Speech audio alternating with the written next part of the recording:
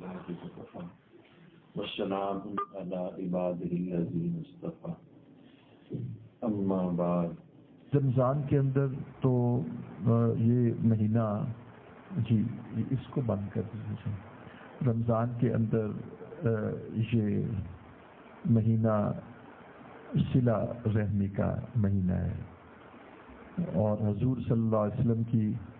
رمضان میں آپ صلی اللہ علیہ وسلم کی رمضان میں سخاوت بہت تیز ہو جاتی تھی اور یہ درد مندی کا مہینہ ہے.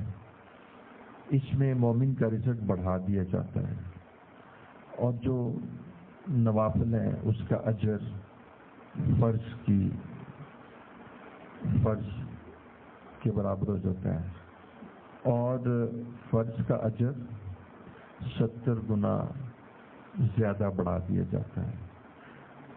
فرض کا اجر 70 گنا زیادہ بڑھا دیا جاتا ہے.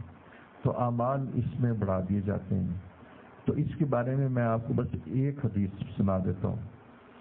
کہ آپ دیکھیے کہ جیسے کہتے ہیں نا وَلَا تَمُوتُنَّ إِلَّا وَأَنْتُمْ مُسْلِمُونَ، نہ مرنا مگر اس حالت میں کہ تم حالت ایمان پر ہو. ایمان کی حالت میں مرنا. نہ رمضان گزرنے دینا، یہ میں نے اس سے اخذ کیا ہے. نہ رمضان گزرنے دینا مگر یہ کہ لازمی طور پر اور آگے بتاؤں قسمیہ طور پر یہ کہ تمہاری مغفرت ہو جائے. یعنی تم ایسے رمضان گزارنا کہ تم پھر اللہ کی قسم کھا کے کہہ سکو کہ اللہ نے میری مغفرت کر دی. آپ نے ممبر شریف پہ قدم رکھا، مشہور حدیث، تو کہا آمین اور کہا کہ آمین پھر آمین پھر آمین. تو جبرائیل امین علیہ السلام تشریف لائے نہیں. صحابہ نے فرمایا آج کوئی غیر معمولی واقعہ کہ آپ نے ممبر پہ قدم رکھا تو کہا آمین، سیکنڈ آمین، دوسرے پہ، تیسرے پہ. فرمایا جبرائیل امین علیہ السلام میرے پاس آئے تھے. تو میں ایک بتا دیتا ہوں تاکہ اس کی اہمیت رہے. فرمایا ہلاک ہو جائے وہ شخص، اس کی نجات نہ ہو کہ جس نے رمضان کا مہینہ پایا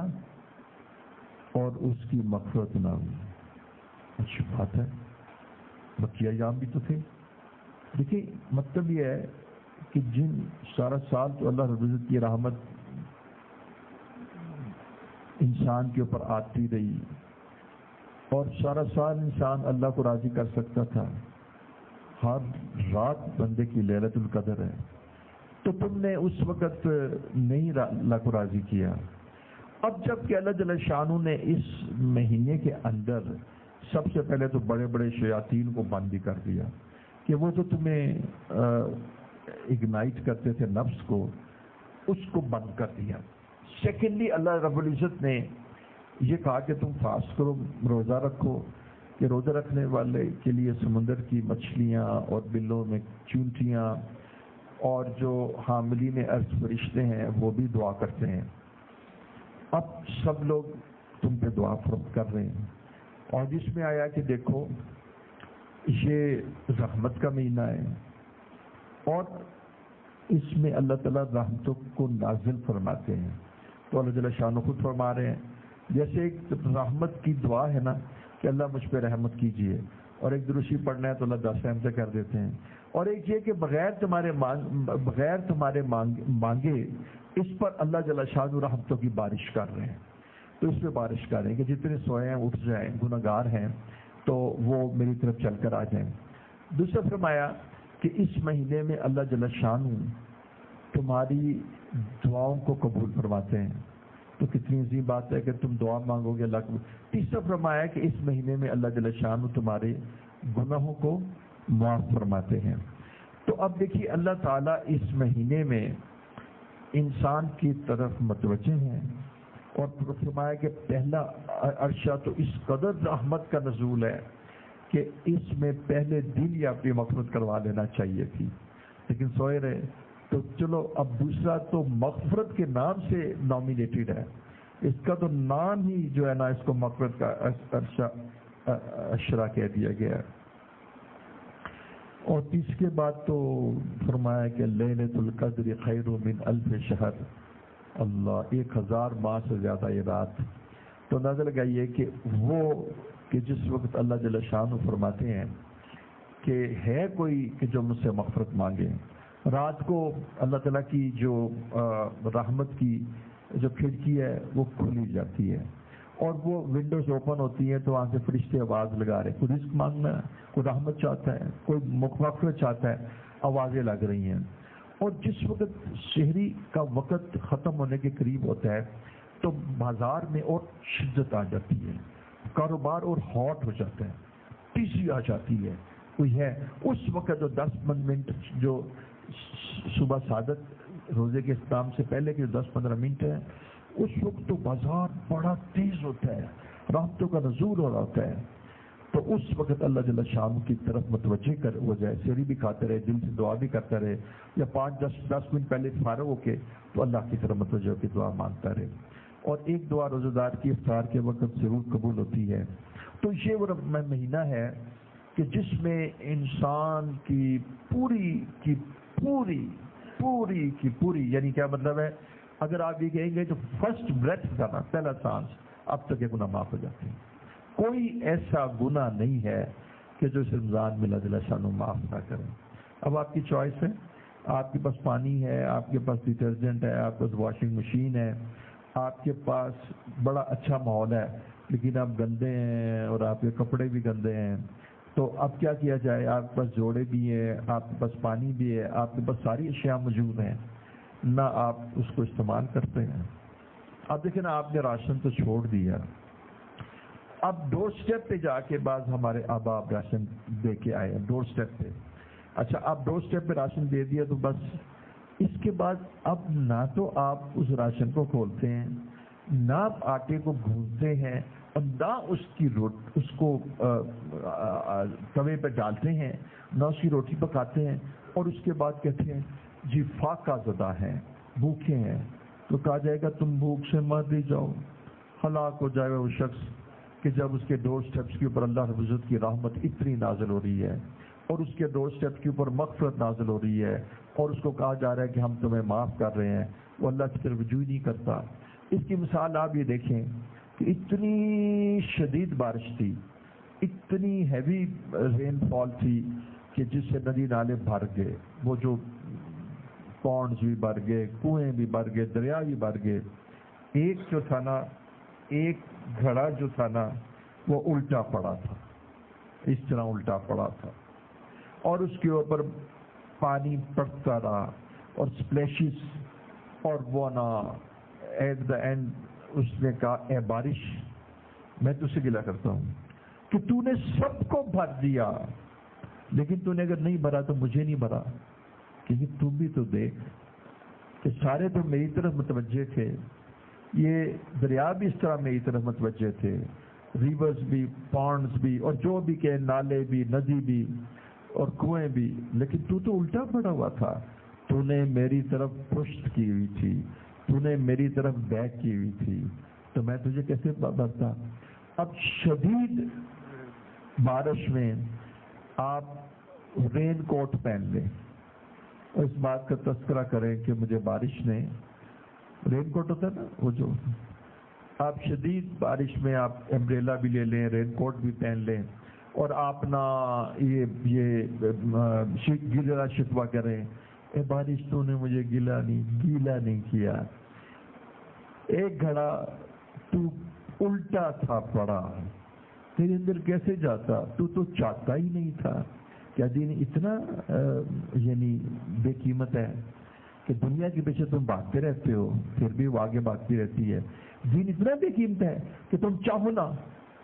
تو ہم کیا گول کی تمہیں پلا دیں؟ تم یہ قرآن مجید میں یہ مضمون آتا ہے کہ تم تو اس سے کراہت کر رہے ہو، تم دینا نہیں چاہتے، تم بدل نہیں چاہتے، تم اپنی لائف سٹائل کو نہیں بدلنا چاہتے، تم نئی دین سیکھنا چاہتے، اپنے گناہوں کی معافی نہیں چاہتے، تو کیا ہم تمہیں گول کے پلا دیں؟ یا عبادی الذین اشرفوا علی انفسہم، اے میرے وہ بندو جنہوں نے کبیرہ گناہ کیے، صبح شام دوپہر رات، لا تقنطوا من رحمت اللہ، تم اس رمضان کے اندر اللہ جل شانہ کی رحمت سے مایوس نہ ہو. ان اللہ یغفر الذنوب جميعا، سارے گناہ معاف کر دیں گے. تو آپ دیکھیے جب آپ نے گناہوں کو معافی چاہی ہی نہیں، ادھر بیٹھے رہے خدا نہ خواستہ ہوٹل میں کھول کے، اور ادھر وہ جو کیا کہتے ہیں وہ جو میوزک تو ایک یہودی کا لڑکا مدینہ منورہ میں رمضان کے اندر کھانا کھا رہا تھا. یہودی نے اس سے سرزنش کی کہ تمہیں پتہ نہیں کہ مسلمانوں کو کتنا مقدس مہینہ ہے، تمہیں شرم نہیں آتی؟ تم کھانا کھا رہے تھے کھڑے ہو کے بازار میں، تمہیں شرم نہیں آتی؟ مسلمانوں کا کتنا، جس وقت اس کی موت کا وقت آ رہا تھا اس یہودی نے کلمہ پڑھ لیا. تو اہل نظر نے کہا کہ یہ عمل اور ادب جو اس یہودی نے اپنے بیٹے کو ڈانٹا تھا، اللہ رب العزت کو اتنا پسند آیا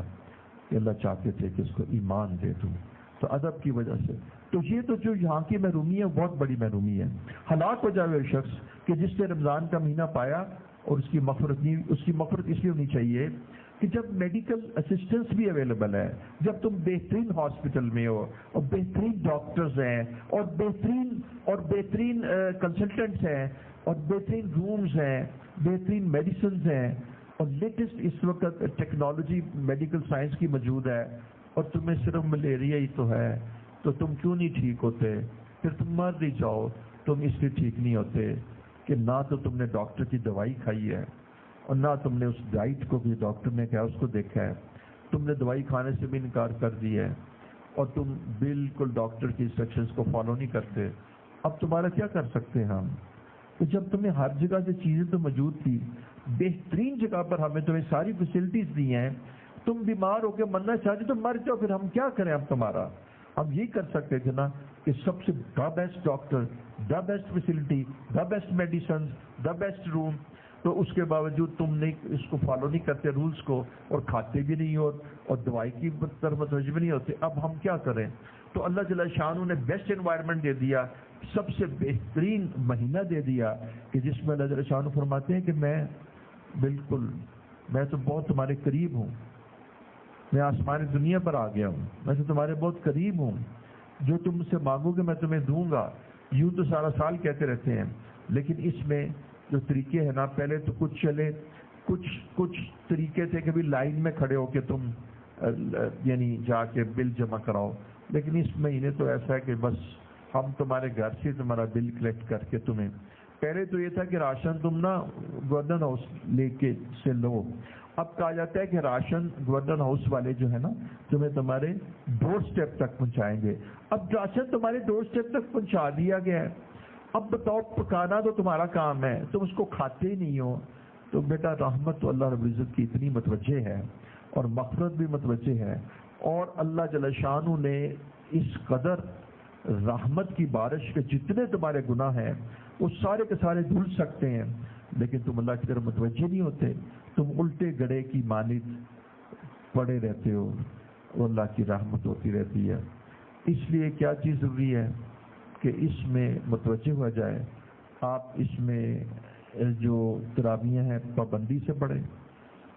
اور افطاری سے تقریباً تھوڑی دیر پہلے 20 منٹ پہلے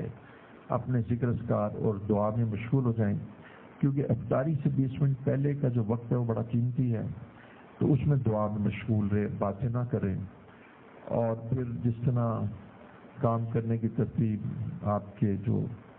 بزرگ حضرات ہیں، ممبرز ہیں، اور وہ ان کے مطابق کام کرنے کی جو شکل ہے وہ بھی قائم کر لیں. لیکن اس مہینے میں آپ 2 چیزیں رکھیں، ایک فرض نماز کی پابندی، قرآن کی تلاوت، درود شریف اور استغفار، اور ایک اللہ کے بندوں کی خدمت، کہ کہیں ایسے نہ ہو کہ کسی کے اوپر آپ کا روزہ تو صبح صادق سے غروب آفتاب تک ہو اور کسی کا روزہ صوم وصال نہ بن جائے کہ وہ کہیں 3-3 4 دن سے بھوکا نہ ہو. لا الہ الا اللہ، لا الہ الا اللہ، لا الہ الا اللہ، لا الہ الا اللہ، لا الہ الا اللہ،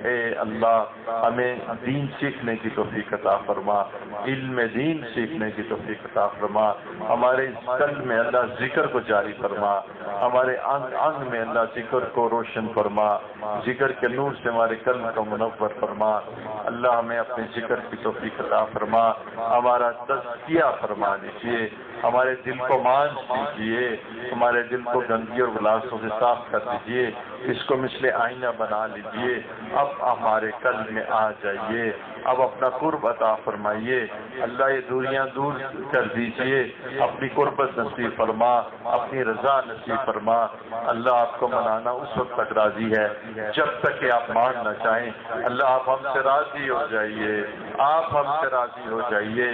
آپ ہمیں معاف فرما دیجیے، ہمارے گناہوں کی وجہ سے ہمیں سزا نہ دیجیے، اللہ ہم کسی ناپ تول کے قابل نہیں ہیں، ہمیں اللہ کسی آزمائش میں مبتلا نہ فرمانا، اے اللہ ہمیں اللہ صرف اپنے در کا گدائی بنانا، اللہ تیرے در کے سوا کوئی در نہیں، ہمیں در در کے دھکے کھانے سے بچا لیجیے، اے کریم آقا ہمیں کبھی بھی بے سہارا نہ چھوڑیے، ہمیں کبھی بھی بے سہارا نہ چھوڑیے، اللہ رب العزت جتنے بھی احباب ہیں ان کے سینوں میں نور ہدایت داخل فرما دیجیے، نور قرآن داخل فرما دیجیے، اللہ ان کو مقبول بندوں کی فہرست میں شامل فرما، ہماری مغفرت فرما دیجیے، ہمارے تمام کبیرہ گناہوں کو معاف فرما، آئندہ زندگی ہمیں اپنی کامل اطاعت اور سچی محبت میں گزارنے کی توفیق عطا فرما، اے اللہ تو ہی مقصود ہے، تو ہی مطلوب ہے، اللہ رب العزت اپنا قرب نصیب فرما دیجیے، سجدے کا سرور عطا فرما دیجیے، اللہ نمازوں کی لذت عطا فرما دیجیے،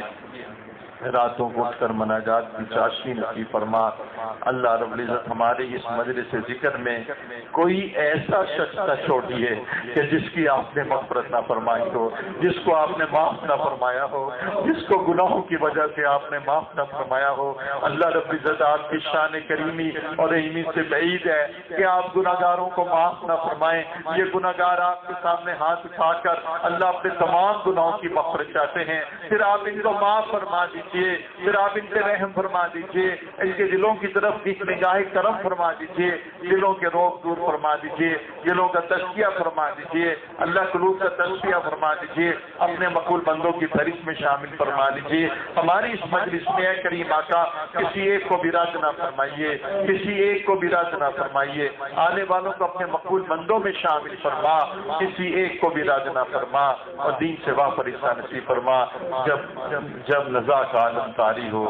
تو زباں پہ کلمہ جاری ہو، لا الہ الا اللہ